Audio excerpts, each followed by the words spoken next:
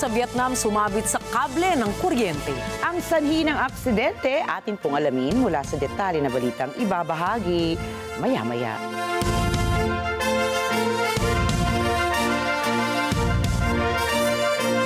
Magandang gabi, ako po si Ricky Mathay. Ako si Nina Richie Alagaw Flores, ito ang Mata ng Agila International. At para naman sa mga headlines ngayong araw ng Miyerkules. North and South Luzon Expressway, pinilahan na ng mga sasakyang ngayong pagsisimula ng long holiday. Panibagong dagdag presyo ng liquefied petroleum gas o LPG epektibo ngayong unang araw ng Abril. Houthi at Hezbollah sanib pwersa na sa pag-atake sa Israel. Depensa ng Iran humihina na ayon sa Estados Unidos. At Alex Ayala naghahanda na para sa clay court swing ngayong taon.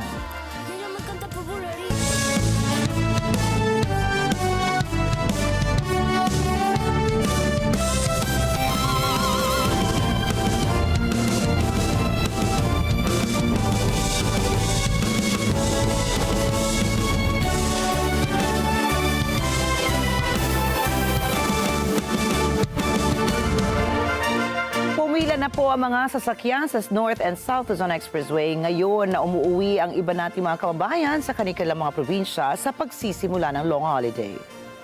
Sa kabila nito, kapansin-pansin na mas kaunti ang volume ng mga motorista ngayon kumpara noong nakaraang taon.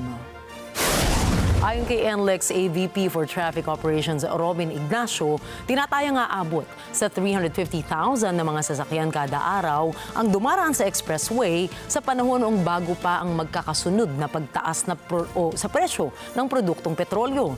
Paliwanag ni Ignacio, tuwing bakasyon, karaniwang nasa 30,000 na mga sasakyan ang nadaragdag sa volume ng trapiko.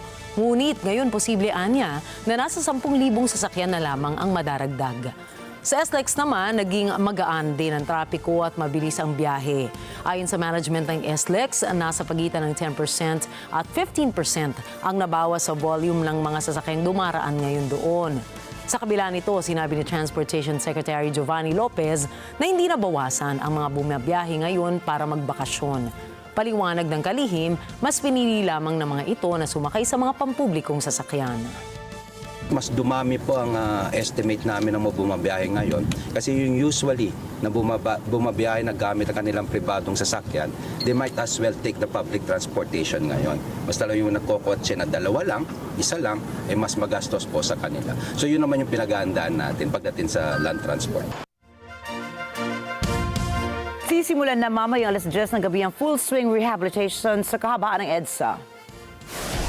Ayon kay Department of Public Works and Highways, Secretary Vince Dizon, nakatuon ang rehab sa kalsada ng EDSA mula Orense sa Makati hanggang Rojas Boulevard sa Pasay City. Saan pa ng kalihim, sasamantalahin ang kagawaran ng long weekend para ituloy ang pagsasaayos sa EDSA. Inaasahan na matatapos ang pagkukumpuni sa EDSA hanggang April 6. Samantala, isasara naman ang southbound lanes ng EDSA Magallanes Flyover para sa asphalt overlay works bilang bahagi ng rehab efforts. Habang mananatili namang bukas ang northbound lanes ng naturang flyover. Muling bubuksan ang bahagi ng flyover sa araw ng linggo. Epektibo ngayong unang araw ng Abril ang panibago na namang dagdag presyo sa tangke ng liquefied petroleum gas o LPG. Sa advisory ng Petron, nagpatupad sila ng 20 pesos kada kilo na dagdag sa presyo ng kanilang LPG. Ibig sabihin, aabot na sa dagdag na 220 piso sa 11 kilogram na cylinder nito. Samantala, tataas naman ng 17 piso kada kilo ang presyo ng LPG ng Solane. Una nang nagsabi ang LPG Marketers Association na maaaring sumirit ang kabuang presyo ng tangke ng LPG ng hanggang 1,500 pesos ngayong Abril dahil sa pagtaas ng shipping cost dulot ng limitadong access sa Strait of Hormuz. Nakabawi ang piso kontra dolyar ng Amerika sa ikatlong araw ng foreign exchange trading ng Bangko Sentral ng Pilipinas at ng Bankers Association of the Philippines. Sa monitoring ng BSP, nagsara ang palitan sa 60.6780 pesos sa bawat isang US dollar. Mas malakas po ito ng 7 centavos kumpara sa palitan kahapon na 60 pesos and 7.87 point or 60.7400. Sa iba pang foreign currencies na ginagamit naman ng ating overseas Filipino workers, 38 centavos ang halaga ng isang Japanese yen. Ang South Korean won ay may katubas na 4 centavos. Ang Hong Kong dollar ay 7.7402 pesos. Singapore dollar ay nasa 47.1909 pesos. Ang real ng Saudi Arabia ay nasa 16.1704 at ang dirham ng United Arab Emirates ay nagkakahalaga ng 16.5196 pesos. Samantala, mas malaki po ang inilakas ng piso kontra dolyar ng Amerika sa trading ng BAP. Alas 9 ng umaga kanina ay nagbukas ang trading ng BAP sa 60.50 kada US dollar at hindi ito gumalaw. Kaya ito rin ang naging high spot. Bandang 4:10 naman ang hapon kanina ay lumaban ng piso at nagsara ang BAP trading sa 60.16 kada isang dolyar ng Amerika. Kada 15 minuto po ay naiiba ang rate ng piso at dolyar sa trading na minomonitor ng BAP. Asahan naman na magpapatupad ang pamahalaan ng 50 pesos na price cap sa mga imported rice dahil sa biglang pagsirit ng presyo ng mga imported na bigas. Ang nasabing price cap ay rekomendasyon ng National Price Coordinating Council dahil sa mga ulat na may nanamantala sa epekto ng oil shock dulot pa rin ng labanan sa gitnang silangan. Sa monitoring ni Agriculture Secretary Francisco Chu Laurel Jr., lumalabas na pumapalo sa pagitan ng 55 at 58 pesos kada kilo ang presyuhan ng isang o ilang retailer sa imported na bigas. Samantala, para makatulong na makontrol ang presyo ng bigas sa pamilihan, ay palalawaki ng pamahalaan ang 20 pesos kada kilo o 20 pesos per kilo rice program nito sa publiko. Sa ngayon, nasa 627 centers sa bansa na ang nagbebenta ng 20 pesos kada kilo na bigas. Muli namang tiniyak ni Pangulong Ferdinand Marcos Jr. na tuloy-tuloy ang supply ng langis sa Pilipinas. Kasabay po yan ng mga hakbang ng pamahalaan na maghanap na mapagkukunan nito ngayong umiiral pa rin ang sigalot sa gitnang silangan. As of March 31, sinabi ni PBBM na tatagal pa ng 51 days ang supply ng langis sa bansa. Anya, naglabas sa Department of Budget and Management ng 20 bilyong piso para sa procurement ng dagdag na hanggang 2 milyong bariles ng langis na inaasahang makararagdag pa ng 10 araw sa buffer stock ng langis sa bansa. Nag-order na rin ang Philippine National Oil Company ng dagdag na 1.04 million bariles ng diesel mula sa iba't ibang bansa. Binigyan natin ang DOE, PNOC at PNOCEC ang kapangyarihan kumilos ng mas mabilis sa pagbili ng langis. At ginawa naman nila ito. Nag-order na ang PNOCEC ng 1.04 milyong bariles ng diesel. Meron ding 142,000 na bariles na i-deliver ngayong linggo. Ang natitira ay darating sa buwan ng Abril. Maglalaan na mahigit 1.2 billion pesos ang Department of Labor and Employment o DOLE para tulungan ang mga driver ng mga pampublikong sasakyan na apektado ng mataas na presyo ng langis. Ayon kay DOLE Undersecretary Benedicto Ernesto Bitonio, inilaan ito para sa income augmentation ng mga jeepney drivers. Isasagawa ang programa katuwang ang Department of Transportation at target itong simulan sa mga susunod na linggo. Layunin nitong maiwasan ang paghinto ng operasyon ng public transport sa gitna ng oil crisis. Hinikayat din ni Bitonio ang mga pribadong sektor na magpatupad ng flexible work arrangements upang matulungan ang kanilang mga empleyado. Maaaring maglaro sa pagitan ng 3.1% and 3.9% ang inflation rate o ang bilis po yan ng pagtaas ng presyo ng mga bilihin at ibang serbisyo sa Pilipinas para sa March 2026. Ayon sa Bangko Sentral ng Pilipinas o BSP, pwede makaambag ang pagtaas sa presyo ng produktong petrolyo, mataas sa singil sa kuryente at ang paghina ng halaga ng piso kontra dolyar nito mga nakarang linggo sa magiging bilis ng inflation ng bansa. Gayunpaman, posible pa rin anilang bumagal ang inflation rate kapag bumaba ang presyo ng gulay, karne at isda. Patuloy ang monitoring ng BSP sa paggalaw ng presyo ng mga pangunahing bilihin at serbisyo. Nakipagpulong sina Foreign Affairs Secretary Teresa Lazaro at Energy Secretary Sharon Garin kay Iranian Ambassador to the Philippines, Yusef Ismail Zadeh. Hiniling ni Lazaro sa nasabing pulong na italaga ang Iran o ng Iran ang Pilipinas bilang non-hostile country at matiyak ang ligtas na pagdaan ng lahat ng Philippine flag vessels at oil shipments ng bansa. Inaasahang makikipagpulong umano si Lazaro sa Foreign Minister ng Iran bukas para sa high-level commitments. Higit po sa 3,300 Filipinos mula Middle East ang nakauwi na sa Pilipinas sa ilalim ng repatriation program ng pamahalaan dahil sa epekto ng nagpapatuloy na tensyon sa rehiyon. Ayon po yan kay Pangulong Ferdinand Marcos Jr. Mula March 5 hanggang March 29, nasa 2,551 na OFW na at 835 ng kanilang dependent ang nakauwi na sa bansa. Mula rito, tiniyak ni PBBM na may mga reintegration programs na nakalatag ang pamahalaan para suportahan ang mga Pilipinong babalik sa bansa. As of March 27, may kabuuang 18,394 Filipinos sa Middle East ang nakinabang sa tulong na handog ng gobyerno ng Pilipinas. Katulad po yan ng food, temporary medical aid, transportation, financial support, and repatriation services. Susunod, Houthi at Hezbollah inatake ang Israel. Parliamentary Commission ng Iran magpapataw umano ng toll fee sa Strait of Hormuz. At Russia kontrolado ng rehiyon ng Luhansk sa Ukraine. Yan at iba pang mga balita sa pagbabalik ng Mata ng Agila International.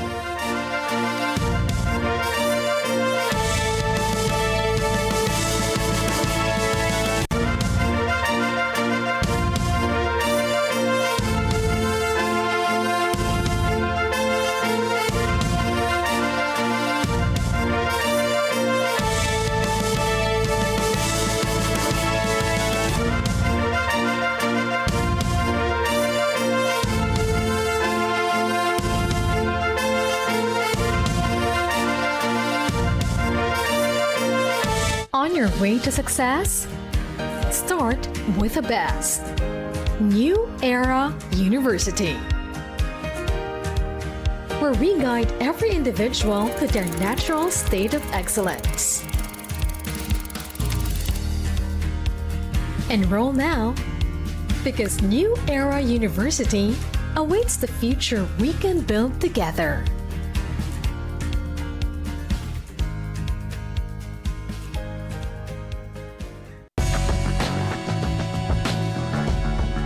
Rescuing rivers. In Pune, India, residents are taking care of the city's polluted waters.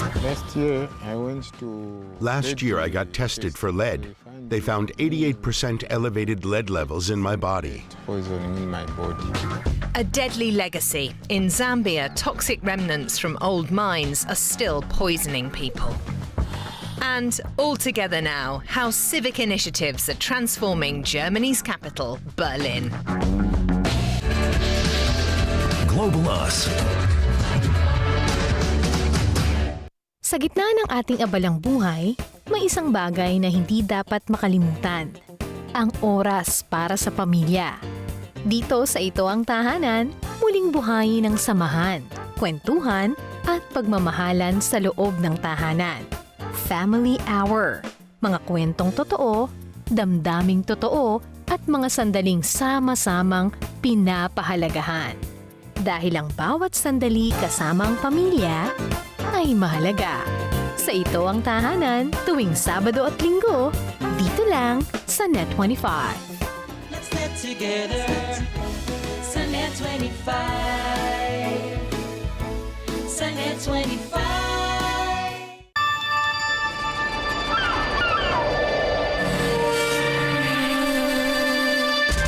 Nothing is quite as simple as it seems. To understand the world better, we need to take a closer look. Experience knowledge.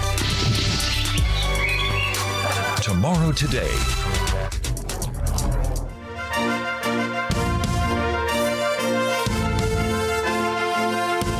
Inako ng grupong Houthi ang pag-atake sa Israel. Ayon kay Houthi military spokesman Yahya Sarea, tumulong ang Hezbollah sa inilunsad nilang missile attack sa mga Israeli na nasa southern Palestine. Samantala, kinumpirma ng Israel na isang missile nga ang nanggaling sa Yemen. Pero agad nila itong na-intercept ng kanilang air defense system.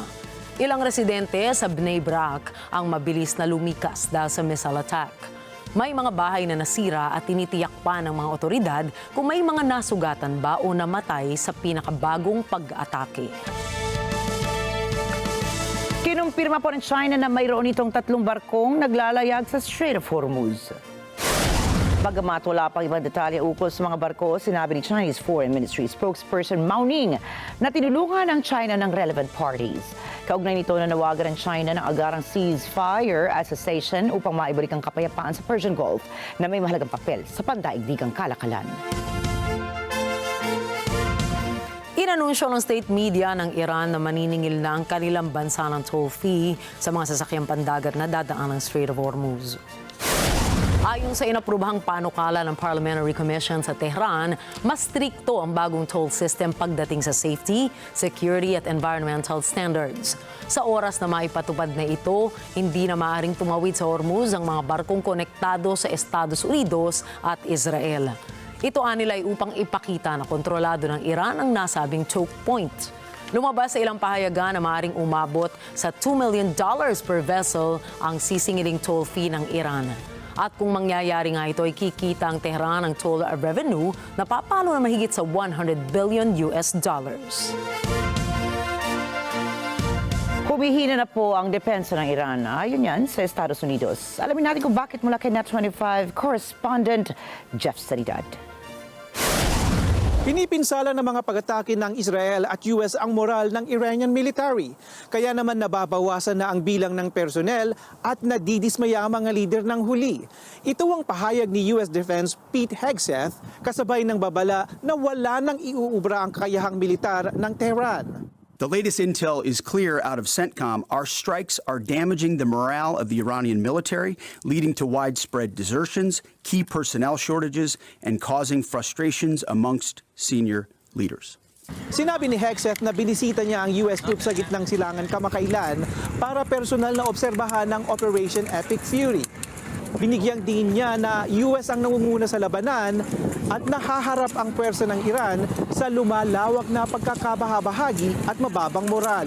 On the battlefield, because of the latitude the president has given us, American firepower is only increasing. Iran's decreasing. We have more and more options and they have less. Sinabi ni Hegseth na kung mag-iisip ang Tehran, papayag itong makipagkasundo. Gayunman, kung magmamatigasaan niya ito, nagbabala ang opisyal na patuloy ang aksyong militar ng US laban sa Iran. Ayon sa Pentagon, huhubugin ng darating na mga araw ang direksyon ng labanan sa rehiyon. The upcoming days will be decisive. Iran knows that, and there's almost nothing they can militarily do about it. Yes, they will still shoot some missiles, but we will shoot them down. Samantala, nanindigan ng Tehran na makasarili ang peace proposal ng Washington kung kaya't hindi pa rin sila nakikipagkasundo. Patuloy ang Iranian military sa pag-atake sa mga bansang kaalyado ng US at Israel sa gitnang silangan. Jeff Sanidad, Net25 Americas para sa mata ng Agila International. Trusted, connected, on point. Sa gitna ng patuloy na tensyon sa Middle East, tila nananatiling kontrolado at matatag ang supply ng langis at enerhiya sa Spain. Yan ay kahit may mga pangamba sa pandaigdigang merkado dahil hindi mapigil ang pagtaas ng presyo sa kada bariles ng krudo. Ilang mga bansa na rin ang naglungsad ng mga alternatibong paraan kagaya ng pagtitipid sa pagkonsumo ng gasolina, work-from-home arrangement at fuel rationing. Pero kumpara sa ibang bansa sa Europa na mas umaasa sa inangkat na fossil fuel, pinalakas ng Madrid ang pinanggagalingan ng kanilang enerhiya, partikular na ang nuclear energy. Ayon sa World Nuclear Association, mayroong 7 aktibong nuclear reactors ang Spain na nagsusupply ng mahigit sa 20% ng kabuang kuryente ng bansa. Naging mahalagang bahagi ito ng energy mix ng Madrid habang mabilis ding napalago ng kanilang gobyerno ang renewable energy. Dagdag pa rito, may sapat na strategic reserves o nakaimbak na supply ng langis ang Spain na maaaring gamitin bilang solusyon sa nangyayaring aberya sa pandaigdigang supply.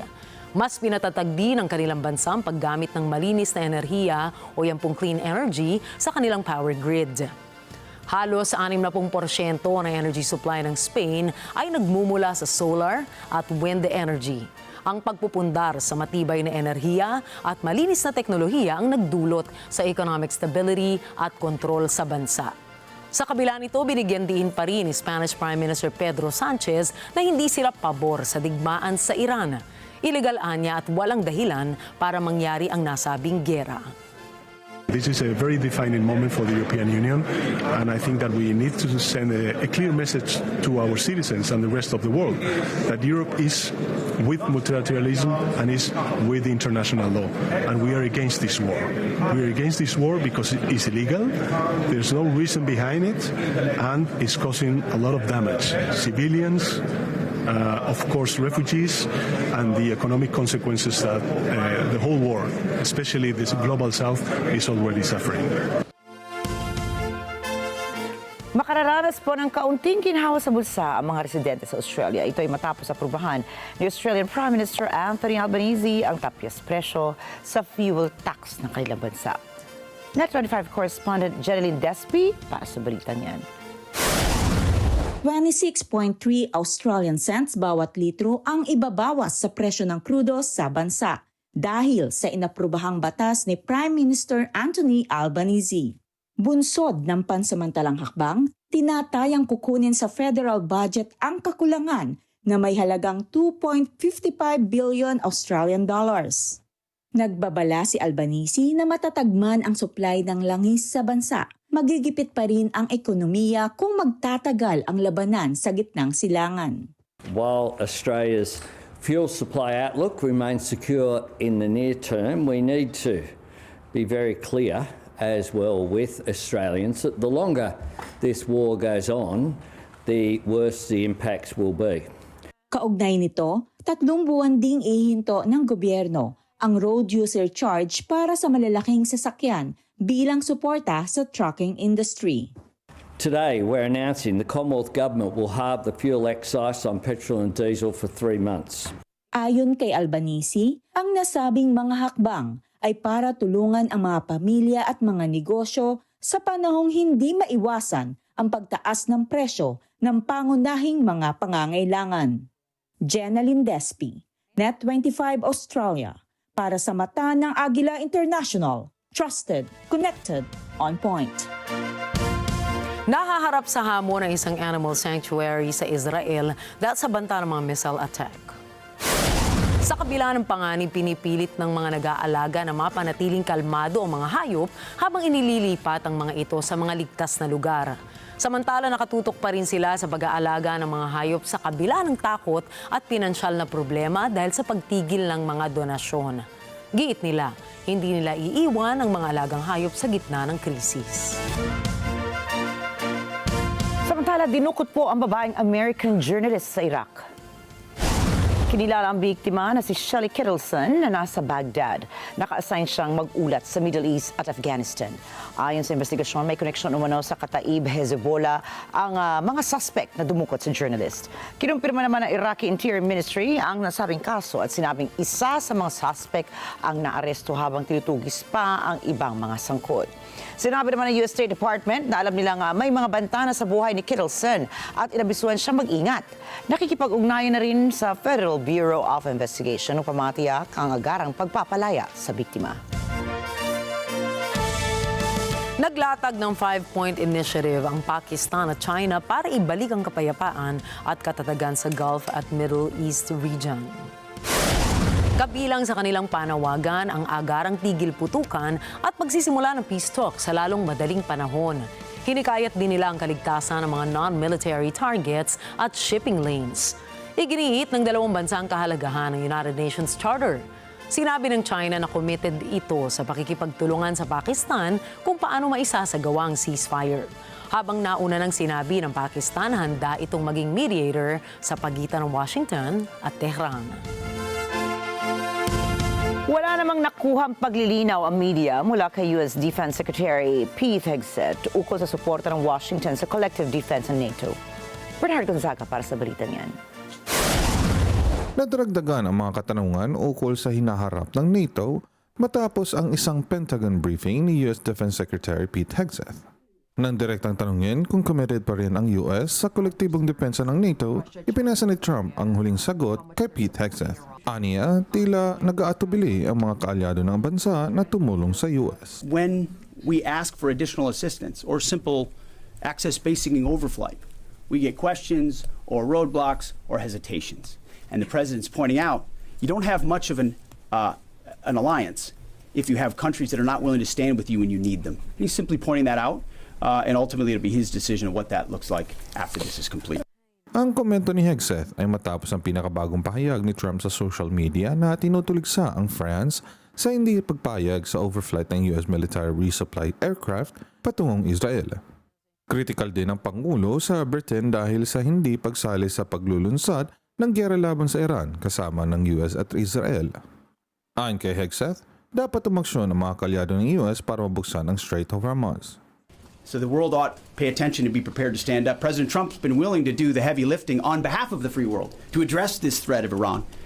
It's not just our problem set going forward, even though we have done the lion's share of preparation to ensure that that strait will be open, which is an outcome the president's been very clear on.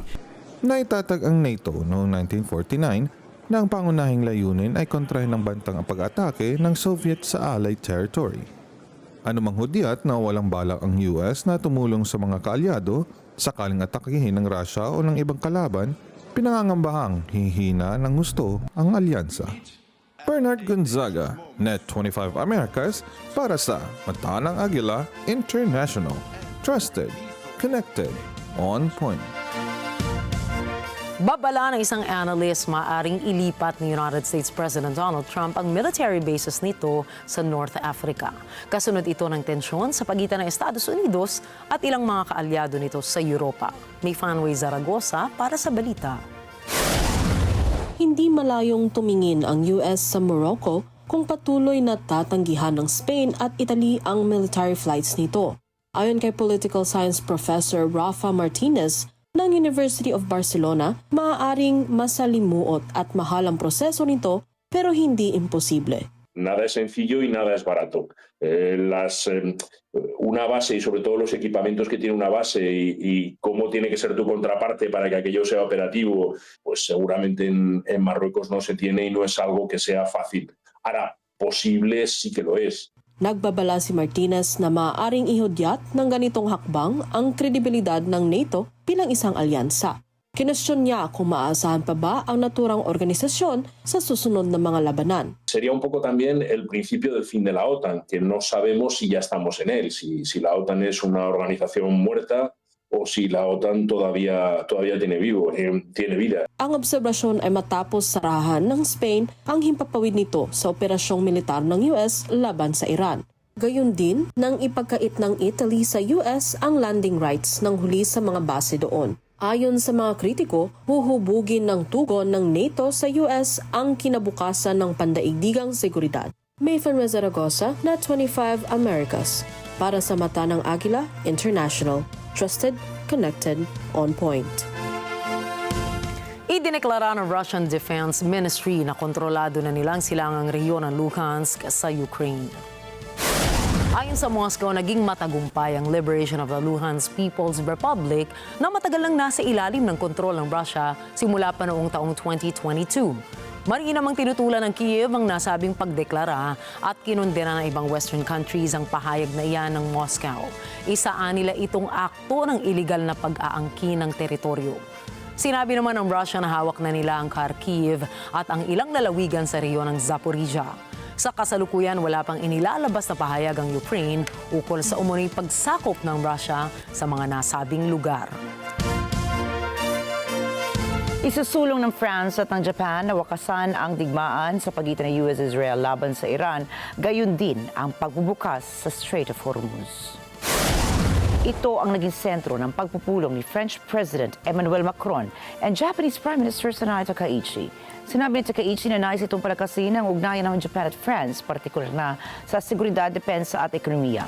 Kaugnay po nito, nilagdaan ng dalawang leaders ang ilang kasunduan patungkol sa critical mineral supply chains, civilian nuclear technology and artificial intelligence. Bago matapos ang kanilang press conference, ginawa muna ni Takaichi at ni Macron ang Dragon Ball pose o Kamehameha Wave, dahilan para magtawanan ng dalawang leader. Kaagad namang nag-viral online ang kanilang wholesome and light moment. Nagtalaga ang parlamento ng Mongolia ng bagong Prime Minister para wakasan ang matagal ng political deadlock sa bansa. Itinalaga si Ucharal Niam Osor matapos makakuha ng 88 votes mula sa 107 members ng parliament sa kabisera ng Ulan Batar. Pinalitan niya si Zandan Shatar Gombojav na nagbitiw sa pwesto kasunod ng boycott ng opposition at hidwaan sa loob ng ruling Mongolian People's Party.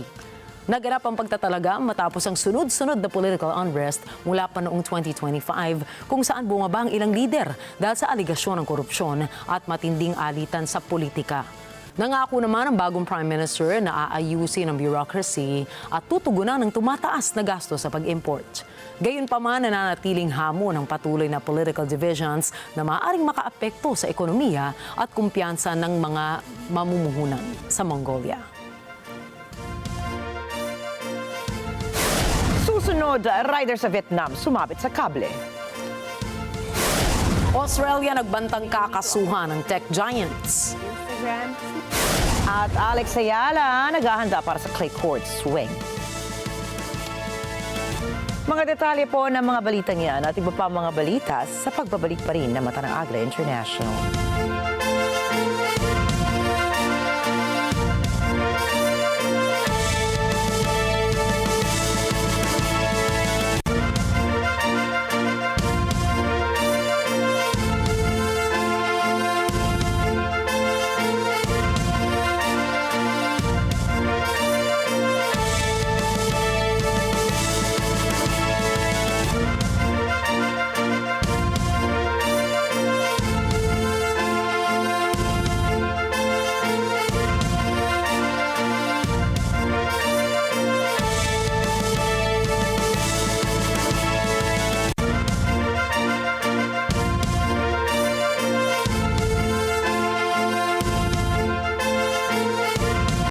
Discover how these community bankers help MSMEs grow, survive, and thrive in and outside major cities. Our guest, Mr. Ismael Reyes Sandig, CEO and President of Top Bank Philippines Incorporated.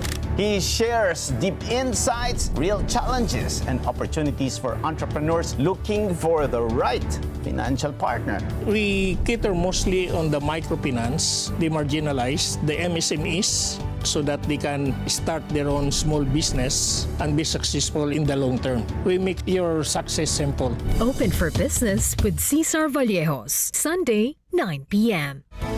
Sunday 25. Sa dami ng usap-usapan, alin ba ang dapat paniwalaan? Magandang umaga, Pilipinas! Luzon, Visayas at Mindanao. Siyempre po, worldwide. Balitang may basehan, komentaryong may laman. Kasama sina Jen Subarjaga at Nelson Lubao. Tuloy ng paglilingkod bayan. Balita, komentaryo, totoo. 100%. Lunes hanggang Biyernes, alas 5 ng umaga, dito lang sa Net 25. Let's get together. Sunday 25. Sunday 25. Ang sabi ni Dennis, gusto mo daw mag-take over sa posisyong iniwan ni Zea. Ang pagtulong sa Velin. Kung talagang mahal mo siya, huwag mong hayaan na talikuran niya ang pangarap niya para sa negosyo ninyo.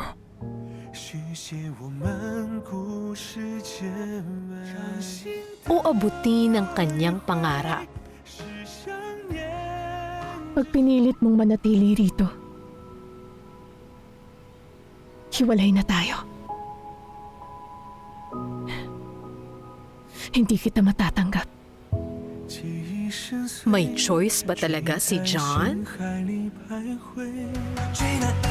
Here we meet again. Weeknights 9 p.m. Dito lang sa Net 25. Let's net together. Sa Net 25. Sa Net 25.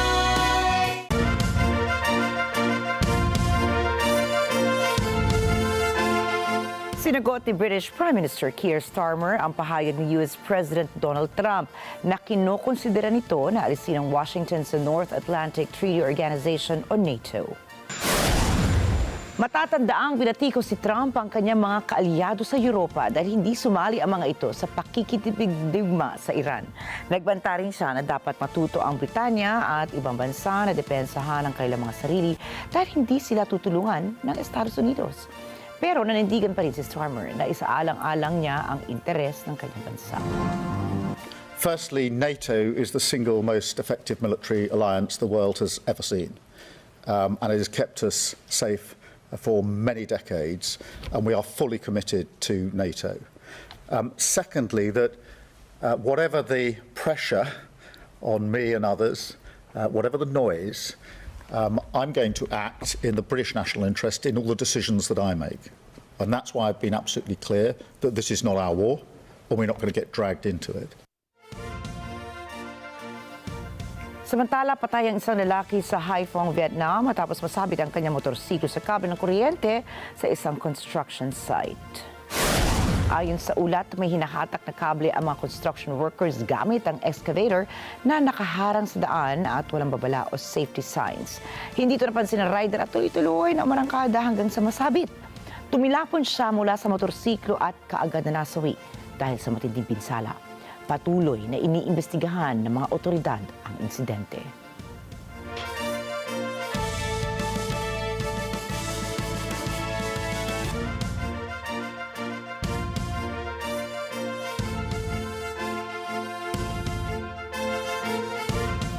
Tatlong kumpirmadong patay matapos sumiklab ang sunog sa isang petrochemicals plant sa Tatarstan, Russia.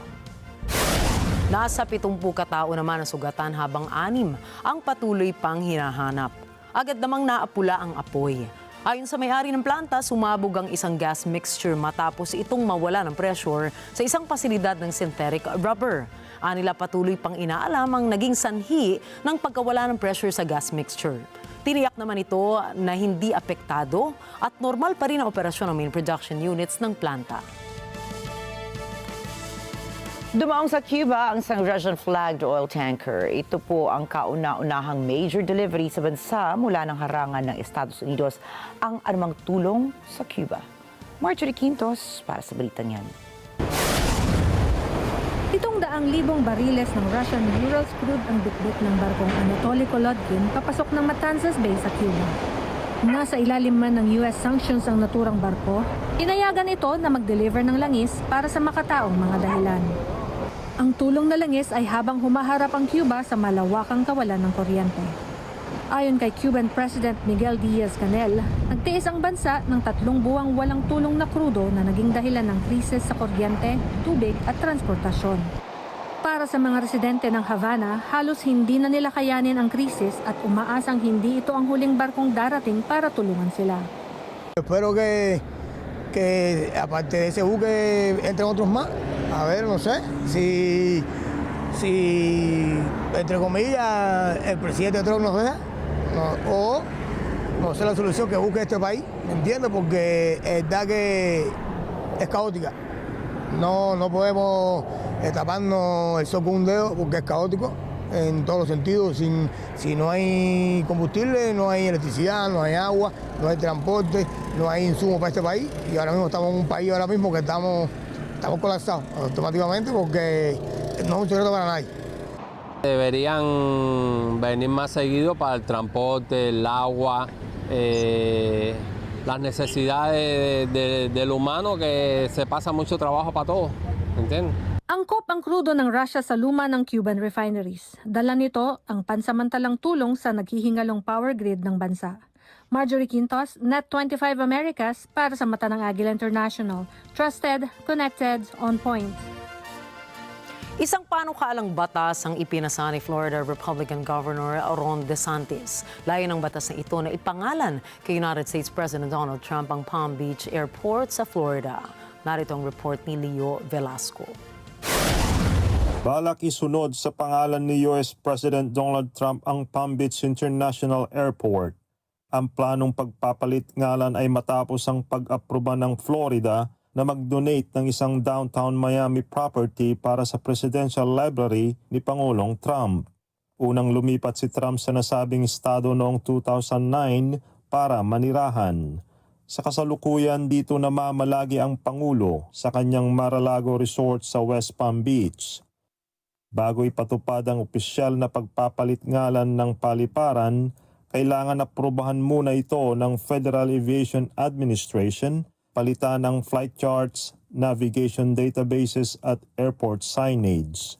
Kumakailan iminungkahi ng isang miyembro ng Kongreso na palitan ang 3-letter code ng nasabing paliparan mula sa PBI sa DJT, initials ni Trump. Sa kasalukuyan nakakabit na ang pangalan ni Trump sa Federal Savings Accounts para sa mga bata, isang klase ng mga barkong pandigma, isang visa program para sa mayayamang dayuhan, pati sa commemorative coins kaugnay ng 250 kaarawan ng bansa. Ang pagpapalit ngalan sa paliparan ay karagdagan sa umahabang listahan ng federal at state projects na pinalitan o dinagdagan ng pangalan ni Trump.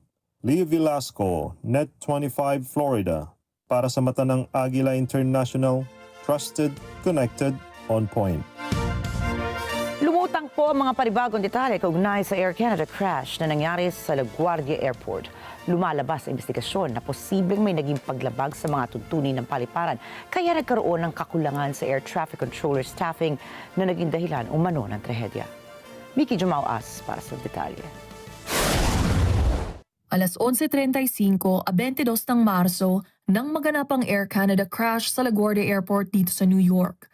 Bagay na nagpatuon ng pansin sa staffing ng US Air Traffic Control at ang bumibigat na trabaho ng controllers sa bansa. Ayon sa ilang controllers, dahil sa kakulangan ng staff tulad ng sa supervisor level, madalas na napipilitan ng ibang personnel na pagsamahin ang trabaho nila bilang air at ground traffic. Sa kasalukuyan, sinusuri ng National Transportation Safety Board o NTSB kung ano-anong gampanin ang tinutupad ng bawat controller nang mangyari ang aksidente. At kung sabay na pinamahalaan ng controller ang operasyon sa himpapawid at sa runway, paglabag ito sa standard operating procedures ng LaGuardia Tower. Batay sa 2023 procedure document, hindi maaaring pagsamahin sa iisa ang mga posisyon sa LaGuardia Tower bago maghating gabi ng lokal na oras o 70 minuto matapos ang simula ng shift, anuman ang mas huli sa dalawa. Epektibo pa rin ang naturang tuntunin ngayong 2026. Ayon sa Federal Aviation Administration, suportado nito ang investigasyon ng NTSB at anumang mga aksyon na ilalapat ng ahensya batay sa mga ebidensya.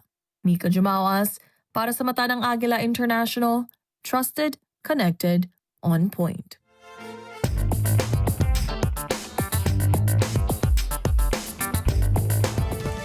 Nagkasundo ang AT&T sa isang $2 billion deal para i-upgrade ang emergency cellular network ng United States. Layunin itong palakasin ang FirstNet na ginagamit ng mga first responders kagaya ng mga pulis, bumbero at medical teams sa panahon ng sakuna. Maglalaan ang AT&T ng humigit kumulang na $1 billion para sa upgrades. Habang inaasahan din na makatitipid ng $1 billion sa mas mababang gastos. Isinulong ang kasunduan matapos ang utos noong 2025 ni United States President Donald Trump na repasuhin ang mga government contracts. Lumagda sa kasunduan ng SpaceX sa 21 banks para sa initial public offering nito na tinatayang nasa $1.75 trillion ang halaga. Ipinangalan ng SpaceX ang layo nitong maging publikong kumpanya bilang Project Apex at inaasahang ikakasa sa Hunyo. Pinapangasiwaan ang hakbang ng mga malalaking bangko ng Estados Unidos katulad ng Morgan Stanley, Goldman Sachs at JP Morgan Chase. Ituturing ang hakbang ng kumpanya na pinakamalaking stock market debut sa kasaysayan. Sa ngayon, nag-uunahan ang mga malalaking investment institutions sa buong mundo na makabili ng stock ng kumpanya. Sinimula na ng tech giant na Oracle ang pagbabawas ng kanilang mga empleyado bilang bahagi ng kanilang pamumuhunan sa Artificial Intelligence o AI. Ayon sa isang Oracle senior manager, walang kinalaman sa performance ng empleyado ang ginawang layoff ng kumpanya. Gayunman, tumanggi ang kumpanya na magkomento sa ibang katanungan ng media. Batay sa ulat ng isang Oracle employee, pinaniniwala ang nasa 10,000 mga empleyado na ang ibinawas ng Oracle sa kanilang kumpanya. Matagal nang gumagamit ang Oracle ng AI tools para mabawasan ang gawain ng mga empleyado nito. Ilan sa pinamumuhunang proyekto o pinamumuhuna ng proyekto ng kumpanya ay ang $500 billion Stargate Initiative. Pinaniniwalaan ang naturang proyekto ay kayang patatagin ang kapasidad ng data center sa Estados Unidos.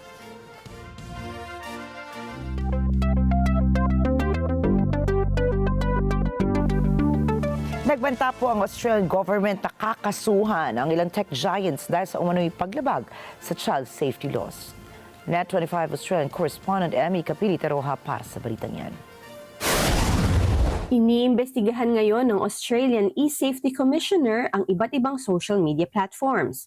Kabilang rito ang content ng Facebook, Instagram, Snapchat, TikTok at YouTube. Duda ang otoridad kung sumusunod sa social media ban ng bansa ang nasabing social media platforms para sa mga edad 16 pababa.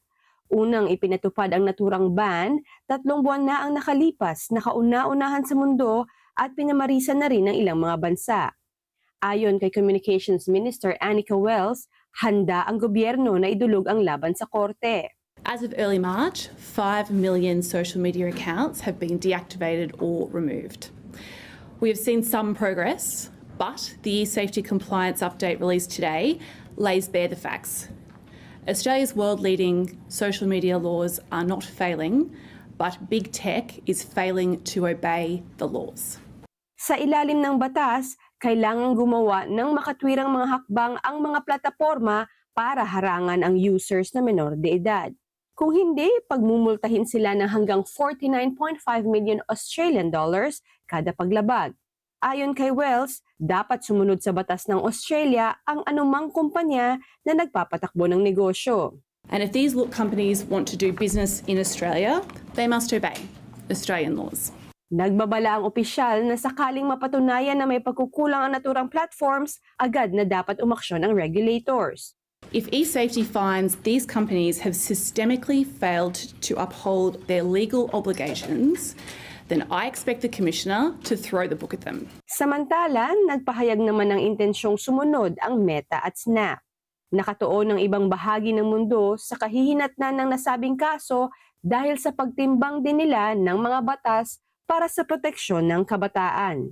Emmy Kapili-Taroha, Net25 Australia, para sa mata ng Agila International. Trusted, connected, on point. Natuklasan ng Google ang cyber attack na iniuugnay sa North Korea matapos makita ang kahina-hinalang code sa software update. Itinuturing na responsableng hacking group na UNC1069 na konektado sa North Korea at kilala sa pag-target sa financial at cryptocurrency sectors. Target ng attack ang Axios, isang open source tool na nag-uugnay sa iba't ibang apps at website sa likod ng internet operations. Ayon sa mga eksperto, kayang kunin ng malware ang sensitibong datos kagaya ng login credentials na maaaring gamitin sa karagdagang cyber attacks. Pinaniniwala ang bahagi ito ng mas malawak na cyber operations ng North Korea upang makalikom ng pondo. Inaalam pa ng Google ang lawak ng epekto ng pag-atake. Para umunlad pa ang kanilang artificial intelligence or AI, dinevelop ng mga researchers sa Northwestern University sa US ang isang outdoor mobile robot na kumikilos na hindi gumagamit ng mga gulong kundi mga paa. Paliwanag ni Assistant Professor Sam Kriegman, dinisenyo ang tinatawag nila meta machines sa parang mabilis itong makaayon sa mga pinsalang pwedeng matamo nito mula sa paligid, kagaya halimbawa ng pagkalas sa ilang body parts nito. May sarili rin anyang motor, baterya at computer ang meta machines para sa kusang pagkilos nito sa lupa. Kumukuha naman ang team ni Kriegman ng data mula sa aktibidad ng meta machines para pag-aralan ito. Habang sa tulong ng AI-driven algorithm, nakakagawa po sila ng isang simulation para malaman kung anong uri ng disenyo ang kanilang dapat gamitin sa iba't ibang uri ng terrain. Sa ngayon, umaasa si Kriegman na mula sa kanilang nakakalap na datos ay pakikinabangan ng AI robot industry.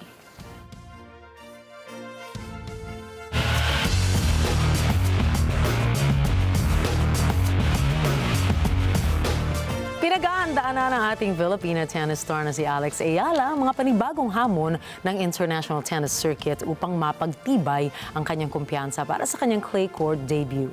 Si Kyle Lara nagbabalita para sa clay court swing. Matapos ang sunod-sunod na kompetisyon sa hard courts sa unang bahagi ng taon, nakatuon na ngayon si Filipina tennis phenom Alex Ayala sa masinsinang pag-iensayo para sa kanyang clay court swing. Layunin ng 20 anyos na rising star na mas mahasa ang kanyang laro at makapag-adjust muli sa clay courts habang papalapit ang mga malalaking torneo sa Europa. Ayon kay Ayala, halos isang taon na rin mula nang huli siyang makapaglaro sa clay courts dahil karamihan sa kanyang mga torneo sa mga nagdaang buwan ay ginanap sa hard at grass surfaces. Patuloy na hinahasa ng ating Filipina ang takbo at pakiramdam sa clay habang sinisikap na maging komportable muli sa galaw, timing at lakas para sa laban. Sa kabila ng kanyang pagbaba sa ika-45 pwesto ng WTA rankings bago pa magsimula ang nalalapit na Linz Open ngayong April 6, mas nananaig ang kumpiyansa ng ating Filipina nang ipamalas ang ilang mahuhusay na performances mula sa mga nakaraang torneo. Nakatakda naman ang clay debut ni Ayala sa unang torneo ng kanyang clay court swing, ang 2026 Upper Austria Ladies Linz o ang mas kilala na Linz Open. Gaganapin ito mula April 6 hanggang April 12. Susundan naman ito ng pagsabak ng ating Filipina sa Women's Stuttgart Open na gaganapin sa Germany mula April 13 hanggang April 19 at sa Madrid Open na gaganapin sa Spain mula April 21 hanggang May 3. Kyle Lara para sa sports ng mata ng Agila International. Trusted, connected, on point. Susunod, King Charles ginawaran ng parangal si Carrie Mulligan. At Pink Full Moon masisilayan. Yan po. Mga balita po yan at may isa pang Iba pang mga bagong balita balita. sa pagbabalik pa rin ng mata ng Agila International.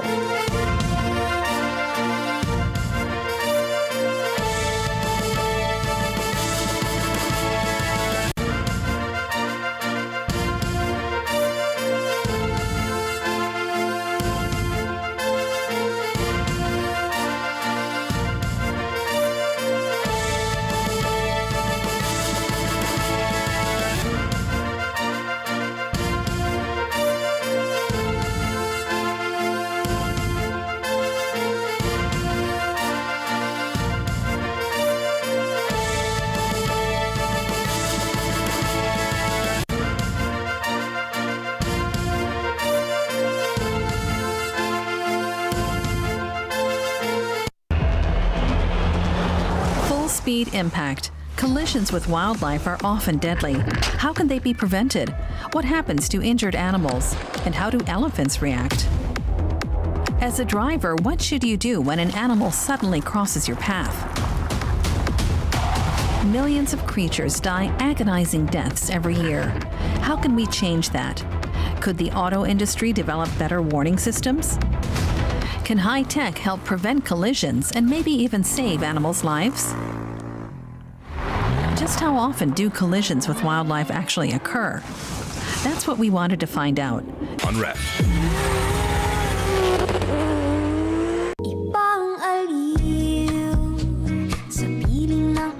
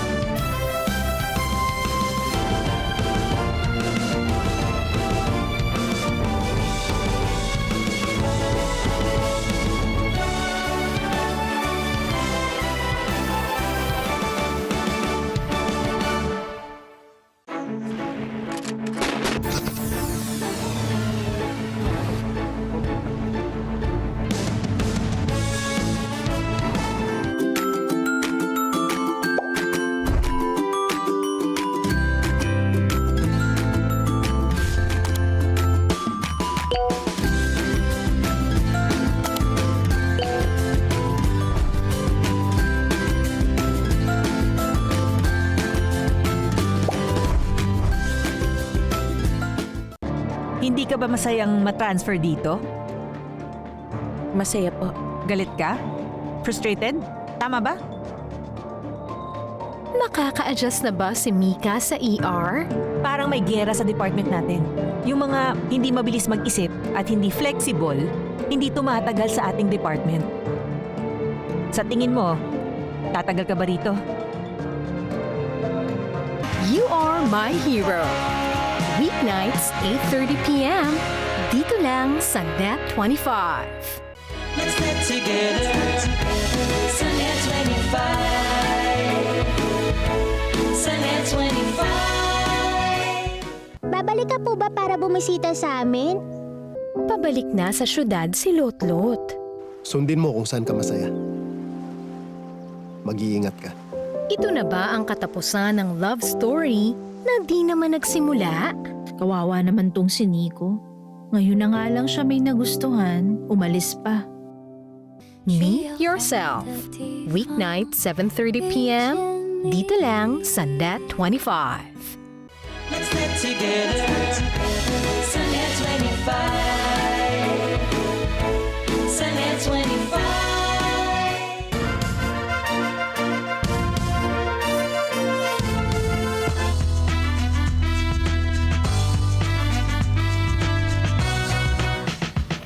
Nagmingning sa Los Angeles, California ang ating Nation's Girl Group na BINI matapos maging bahagi ng isinagawang Filipino Heritage Night sa home court ng Los Angeles Clippers. Mas lalong umingay ang presensya ng grupo nang rumampa sila sa court at makihalubilo sa mga manonood ng laban sa courtside. Kitang-kita rin na mainit ang pagtanggap ng Filipino fans at ilang blooms na dumagsa para suportahan ang 8 kasabay ng pagdiriwang ng kulturang Pilipino. Hindi lamang simpleng panonood ng laro ang natunghayan ng gabing iyon.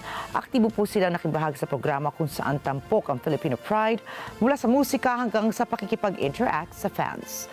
Todo engage ang girls sa mga nakibahagi sa selebrasyon kung saan nakihalubilo, nakipagkulitan sa fans at naging sentro sa pagkilala ng kulturang Pilipino sa isang international stage. Kasabay ng kanilang personalized LA Clippers jerseys, nakasama rin ng girls ang world-class dance team ng koponan kung saan ibinida ng grupo ang kanilang pagsayaw sa hit single na Salamin Salamin. Mas lalo pang tumataas ang anticipation ng mga blooms sa pinaghahandaang surprise ng 8 dahil nagsisilbi itong matinding pasilip sa kanilang nalalapit na performance sa Coachella at ang paglabas ng kanilang bagong extended play na Signals. Matutunghayan natin ang pagganap ng first ever all-Filipino girl group na magbo-bloom sa international stage ng Coachella ngayong April 10 at April 17. Samantala, naglabas ng pangalawang bersyon ng trailer ang pelikulang Supergirl. Tampok sa trailer si Supergirl o Kara Zor-El na gagampanan ni Millie Alcock. Sa kwento, nasa misyon si Kara para iligtas ang kanyang alagang asong si Crypto matapos itong lasunin ng kontrabidang si Crema. May 3 araw lang si Supergirl para magtagumpay. Makikita rin sa trailer ang anti-hero na si Lobo na gagampanan naman ni Jason Momoa. Sa direksyon ni Craig Gillespie, inaasahang ipalalabas ang Supergirl sa Hunyo ng taong ito. Pinarangalan ng Oscar-nominated actress na si Carey Mulligan mula kay King Charles III. Ginawaran siya ng titulong Commander of the Order of the British Empire para sa kanyang kontribusyon sa larangan ng pelikula at ng drama. Sa seremonya sa Windsor Castle, sinabi ni Mulligan na isang malaking karangalan ang pagkilala sa trabahong mahal na mahal niya. Kilala po si Mulligan sa mga pelikulang katulad ng An Education at The Great Gatsby. Inaasahan din siyang mapapanood sa upcoming film adaptation ng The Chronicles of Narnia sa ilalim ng direksyon ni Greta Gerwig. Sa ibang balita, inaasang masisilayan ng mga moon gazer mula sa iba't ibang panig ng mundo ang kauna-unahang full moon ngayong spring season na tinatawag na pink moon. Ang pangalan nito ay hango sa namumukadkad na bulaklak ng moss pink na karaniwang sumasabay sa full moon ng Abril. Aabot ang rurok ng liwanag dito ngayong gabi ng Abril 1 hanggang bukas 2. Sa susunod na araw ay makikita ng publiko ang hugis half moon, pero ayon sa mga moon gazers, maaari pa ring magbukhang bilog ang buwan dahil sa tinatawag na pink effect. At narito po kami para maghatid ng balita sa mang dako ng mundo. Magandang gabi, ako po muli si Ricky Matay. Ako si Nina Richie Alago Flores. Ito po ang mata ng Agila International, Trusted, Connected, On Point.